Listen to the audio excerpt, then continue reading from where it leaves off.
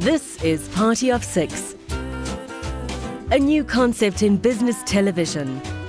Something slightly anecdotal, something a little casual, and a show where everyday individuals can relate to what's being said.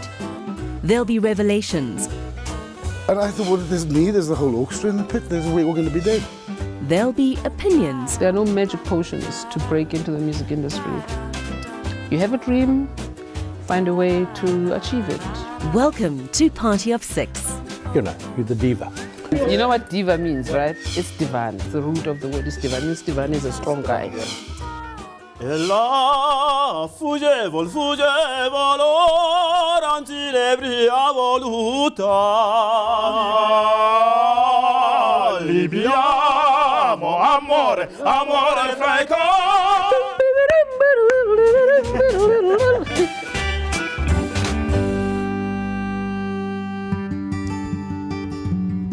Today, Party of Six is shooting at the magical Zulunyala Large Country Manor, situated in Chartwell on the outskirts of northern Johannesburg, on 13 beautifully landscaped acres. Country Manor is ideal for conferencing, business trips and meetings, functions and pampering mini breaks. With its spacious grounds and luxurious accommodation, Country Manor is the ideal urban getaway to get back to nature.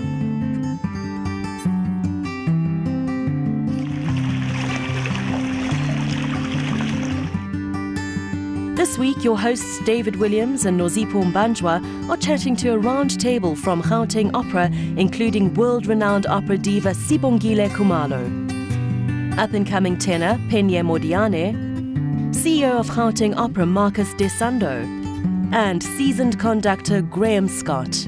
There are two areas of life that I would like to meet people who do this. The one is rugby, but I played rugby. I was quite good at rugby. But you're singers, and I would like to have been a singer but wasn't. So you're my heroes, okay? So that's wonderful. I sing in the shower. The family is critical of this. My name is Graham Scott. I'm a conductor, orchestral conductor and musical director. Happily and luckily in my life, I've been able to spread those over all sorts of genres, spread that love. My first love is opera. But I've done an inordinate number of musicals as well, and ballet. I really like working with people and other theatre people. And theatre people are a very special breed of people, I think. And I've spent the best part of about 40 years or so doing that, and I haven't stopped yet, happily. My name is Marcus Desando. I started up as an opera singer, and when I got into it quite interestingly. It wasn't because I had the love for singing. It was more, I discovered I could actually earn a living without really having to do much. Well, that's what I thought. That's what you thought. That's what I thought. So my first love has always been singing. And then I fell in love with opera in the process. And whilst I was in it, I was coerced into becoming a director. And that drove me to really want to become an educator in opera in South Africa. I'm Penye Modiane. My first love was soccer until I got converted. I was just an active child, playing soccer, doing anything in school. If you say debate, I just raise my hand and do it. Yeah. Drama, I'm here. Volleyball, I'm here. Then I studied opera, and then I'm here now, and I'm singing, and I work for Gauteng Opera at the moment. Sibongile, there are some people that they say she needs no introduction, but you just got to give us something here. I'm Sibongile Khumalo. I'm a singer. I'm a mother. A recent grandmother of 5. I was going to say, very versatile. You never know. And you can sing bass. I can. At the moment, I can. Old Man River, that old. Or must I go further down? Yeah, okay. An Old Man River. David, that's our cue. That's when we're supposed to jump in as well. Old Man River. Oh, lovely. There you go.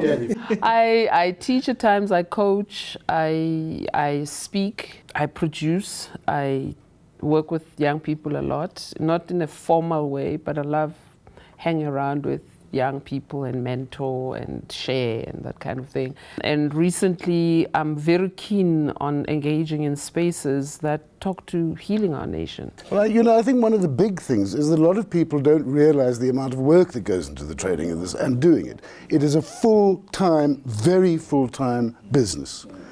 And you cannot just do it on the side if you're going to be any good.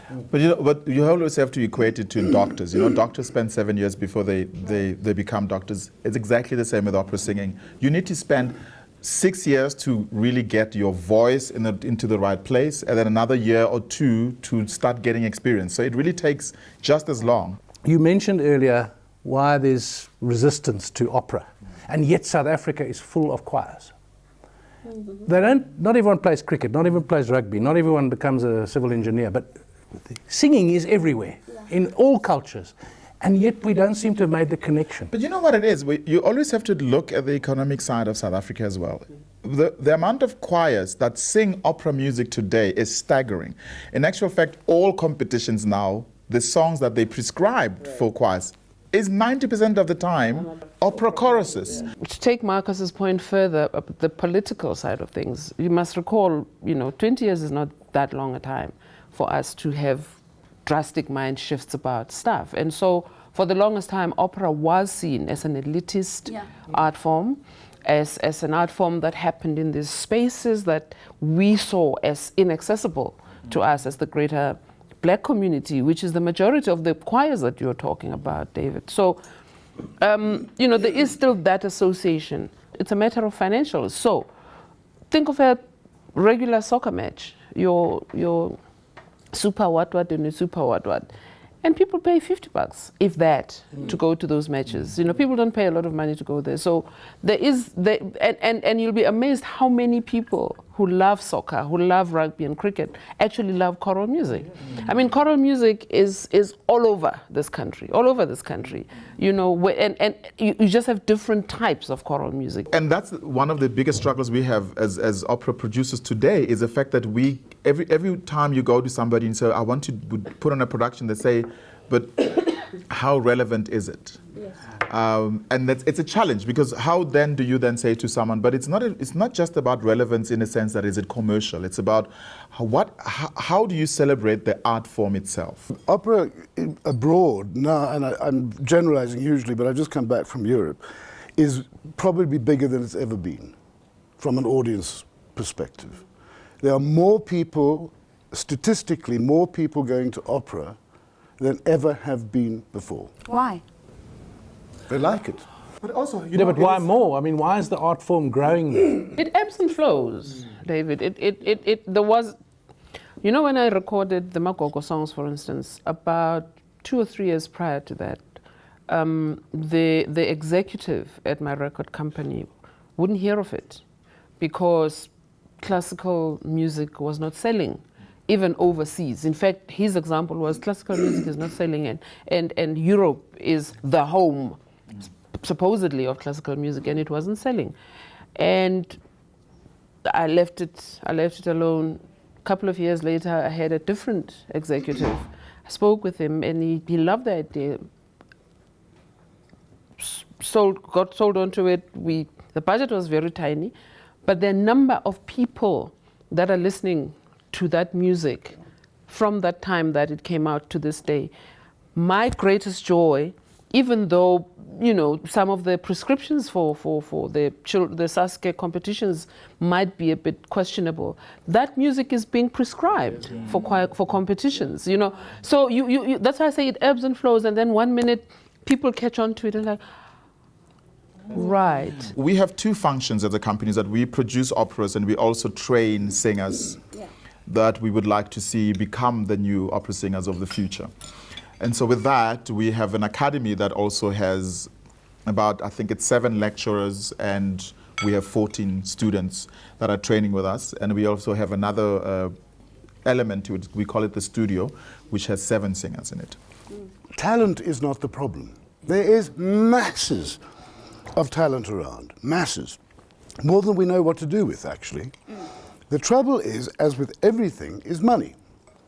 So we've got to find, all of us have got to try and find that money to be able to fund what Marcus is doing, what we are doing, what we're all doing. It doesn't have to be relevant. It's fantastic. It makes people feel But it really is relevant. It transforms one's soul. And our singers are now, just as they were at the turn of the 20th century, they're being, as soon as you get talent, off you go to Britain, off you go to Europe. And we should be keeping them here. This is the new South Africa, a new democracy that should be supporting all talent and keeping it here, and it's not happening. Sibongile, at what point did you could have had anywhere, gone anywhere? I don't know that it was a particular point in my career necessarily. But funnily enough, I recall that when Pavarotti came with that soprano, his first visit here,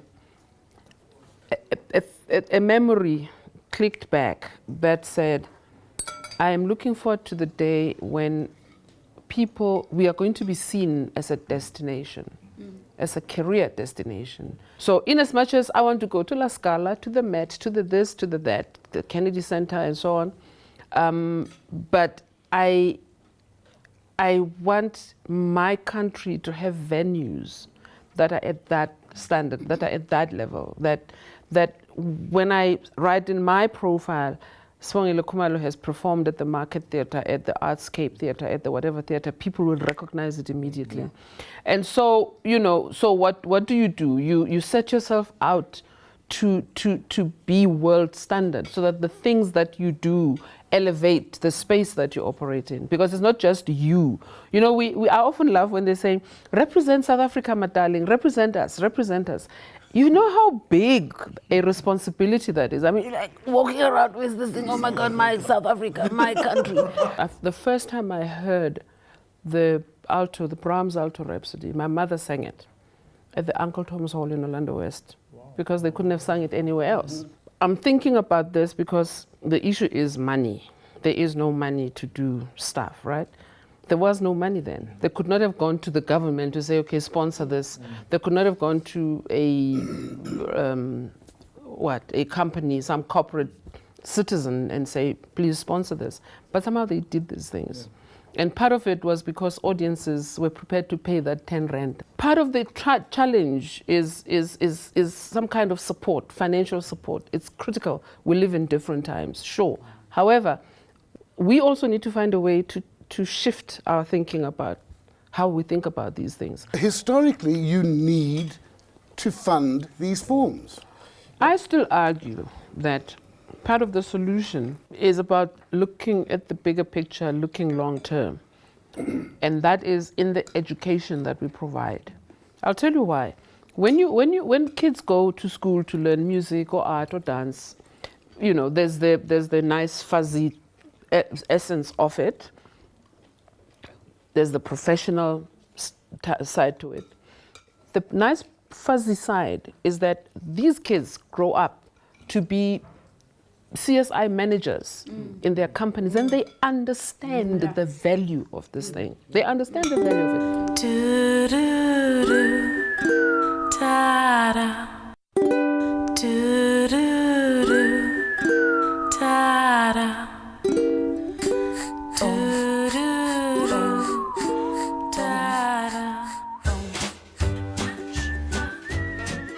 Let's get a feel of your favorite parts, the best moments in the theatre where you hit that note or you were playing that part where this is why you do this.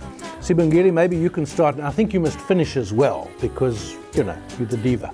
But you know what diva means? You know what diva means, right? It's divane. D-I-V-A is in the middle. It's the root of the word. It's divane. Divane is a strong guy. The one with the muscles. Okay. Yeah. But anyway, apart from yourself, who's your favorite soprano?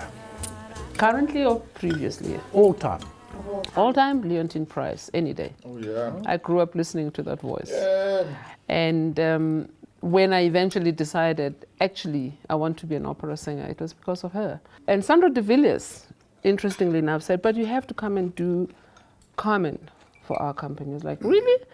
Okay. So I took myself off to Durban, rehearsed, sang the role, enjoyed it. And I was there on your opening night, remember?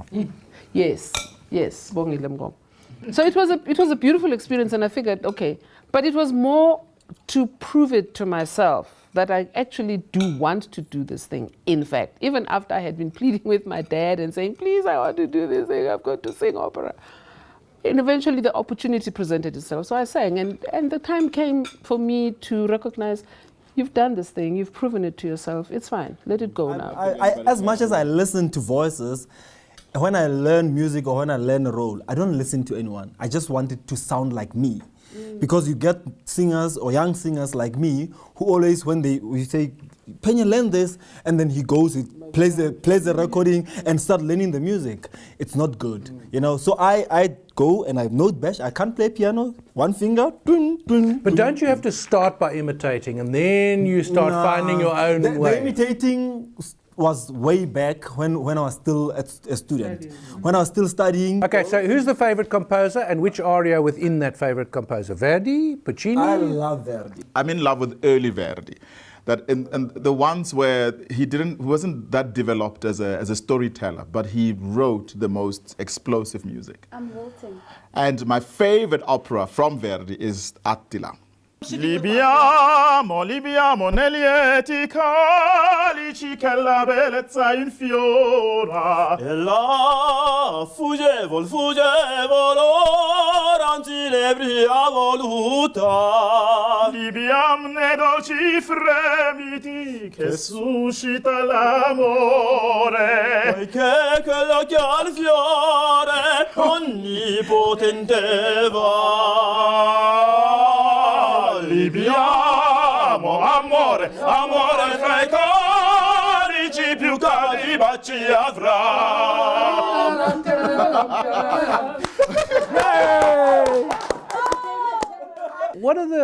What were for you were the challenges, the big tests, the big roles that you had to do? My big one would be Amneris, definitely. Because That's Aida, by the way, for those people who don't know. Bizarrely, Azucena was hard towards the end because in Aida you sort of go towards that B flat, right? You climb to it. In Il Trovatore you jump to it, and It's a bitch. Hey, it's a serious. You never, it was did hard. the Eboli, did you? I just did the aria.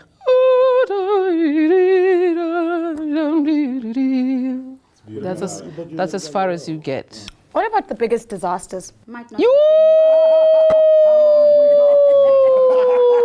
So here's a story. Here I am, right, in my ball gown, beautiful burgundy ball gown. Where are you? I'm at the Standard Bank Arena to sing the Messiah. It's not an opera, but I'm going to sing the Messiah, and 8,000 people are sitting there. Thank you. And everybody's ready, so we walk on. It's feeling good, man. I'm the only South African soloist, most. The next thing, I'm looking at this black thing, and I'm thinking, what is this? I'm looking at the floor. I tripped and fell. Did you trip on your frock? I tripped on my frock and I fell. And I started giggling because I didn't know what else to do. 8,000 people. Yeah. And the soprano thought I had done it deliberately. I'm like, girl, why would I do something so stupid? Fortunately, I recovered sufficiently to be able to sing it. My best was I was singing Sporting Life in Porgy and Bess. And he has this aria where he preaches. He's an evil man, and he preaches and he talks about, it basically mocks all the stories in the Bible. Moses was found in a basket, and Methuselah lived 900 years, and all those things. But that's not really what it's all about. And it has, I think, about 5 verses. And I went, and for some reason the conductor must have been very good, or somebody must have suddenly heard that I did something stupid, because I was singing, and suddenly I'm thinking, this aria is very short. Why does it feel so short today? And what I did was I skipped 3 whole verses in a live performance. So how did they cope, the guys around? No, because I skipped the words as well, the conductor immediately said to the orchestra, skip, skip, skip. And then they skipped, and then I finished. And I was like, fine. And I'm thinking, oh, this is fantastic. And then I'm thinking it was very short. Mine was a physical fright, actually. I was at what was then the Nicker Milan. I was conducting a musical called Kiss Me Kate, which is the Scottish play of musicals. For what we call the corridor scenes, of which a lot of things happened in front of this thing, there was this huge flat which was wider than the stage, so it went off into the wings, and higher than the pros. So there was this huge, big piece of scenery that was about a foot deep. So it was extremely heavy. I think it was the final dress rehearsal. It was certainly the orchestra was in the pit and everything. And in those days, we were lucky enough for the musicals to have the full orchestra. And I heard at some stage this thing was up. And just at the end of the scene, thank God the people were sort of going off, I heard. But this whole thing just came down, getting faster and faster and faster, of course, as it loosed the cleats from the flies, and crashed into the stage with this huge noise, and stood there because it was this deep. And of course, are you going, oh, that's my career? And then it started coming towards me. No. Tipping like this. And I thought, well, there's me, there's the whole orchestra in the pit, we're all going to be dead. All of us. Thank God that it hit the top of the pros. The pros, for those people who don't know, is the top of the front of the stage. And this whole thing, because it was so high, hit the top of the pros, and they went back again. All I can remember is, well, number one, thinking that we were all dead, and then saying in a very loud but calm voice to the orchestra, will you please take your instruments and go? Your worst moment? I don't have. Oh, you don't have? Yeah. Except he had to be naked on stage, and that's probably one of the... Did you have to be naked on stage? He was very worried I about want to hear that. about that. We did Kosi van Tute Blame me. in March. And then This year. Yes, this year. You're beginning to glisten, darling. No, it's called glowing. In anticipation. And he said, no, guys, I would like you to be naked on stage for the first scene. I said, but what do you mean naked? He said, no, naked. Do you mean out of pants? He said, I said naked. Is there any explanation for that? I said, okay. Then we carried on rehearsing the music. He said, I know, he's just kidding.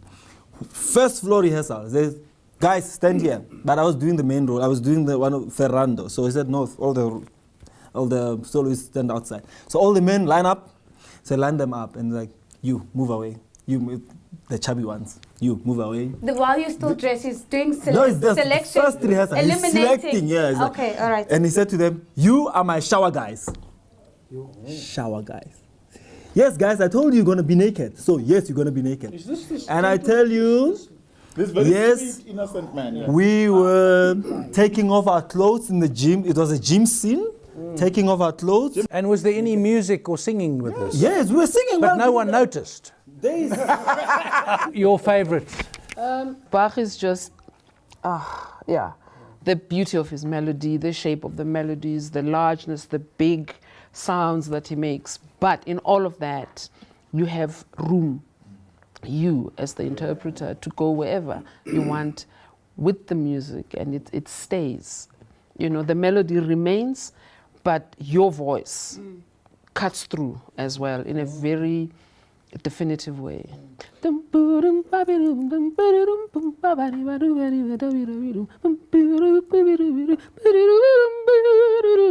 you can go.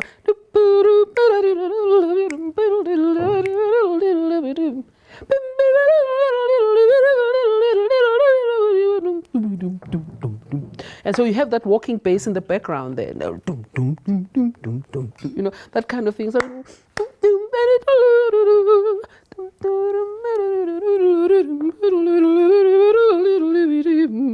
that's that side of him.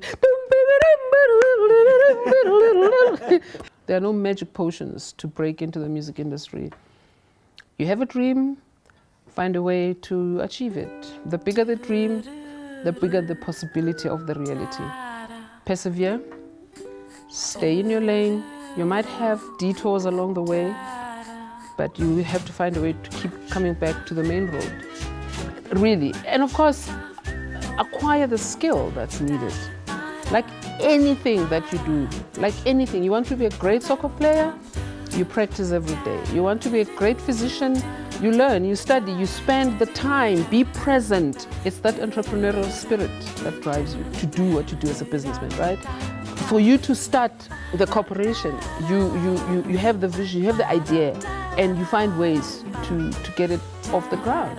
Musicians, artists, the same way. It was fantastic having you here today. As I said, I've had my heroes here today, people who can sing like you sing, but we also heard about how important it is to people.